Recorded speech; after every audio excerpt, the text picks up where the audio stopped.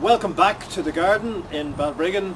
We're here on the week after St. Valentine's Day and the sun is shining, spring is in the air, and we are going to see can we propagate some cabbage today.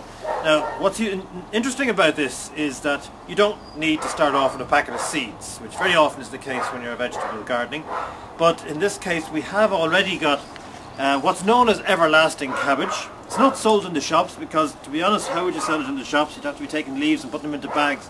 But in this case, it's fresh from the garden. And instead of having seed, as I mentioned, we take cuttings.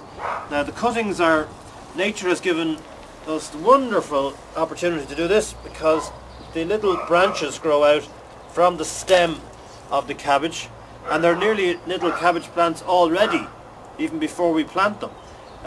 So what we do is take a few of these and then they can become the basis for next year's cabbage plants, which will be over on the next patch, because as we said before, this is a rotation system. So what was cabbage this year is going to be in there next year, so the plot will rotate. And there's another nice plant potential.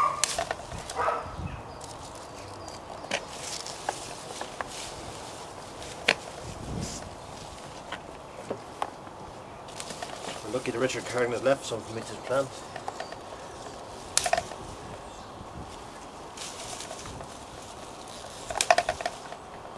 Okay, right, we can go and plant these now.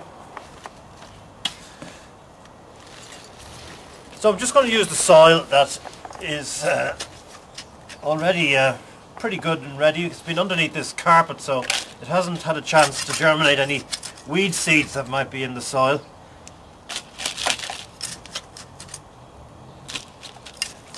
So we have the soil quite loose because it's going to need to take the plants, which I'm going to stab into the soil to put them in their positions.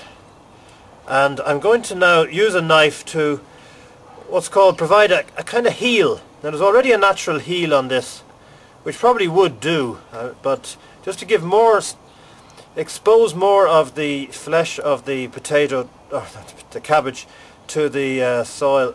I'm just going to take it diagonally. So we have there what's going to become the root of the cabbage. Another idea which helps is to take off the bottom leaves, because the first thing the plant has to do is form a root, and it needs to put its energy into forming that root.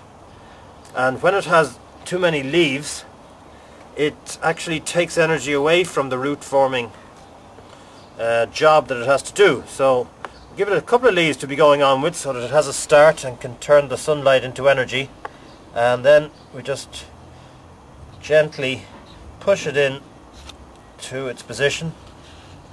I'm going to put 2 in each pot, and again this is just really to give me a backup. So if one doesn't work, I have at least something to go on. And I can also make a judgment call which is the healthier plant. And it's the healthier plant that I want to continue on, so that essentially I'm using the lessons of Charles Darwin of natural selection. So the healthiest plant that comes from my propagation will go on to form hopefully a healthy plant next year. And I just keep the health of the cabbage as good as possible from year to year. Well, we have our 8 cuttings in our 4 pots here. What I'm going to do is bring them to a place where they can hopefully settle in and become new plants. It could be a porch or somewhere cool out of the direct weather.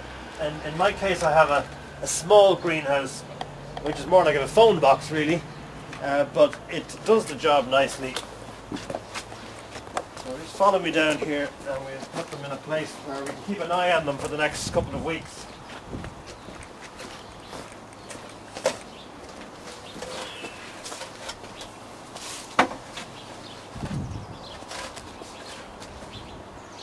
Now, along with the parsley, which hopefully will start growing again, we'll have our cabbage plants in about a couple of weeks I hope for planting out in the garden proper.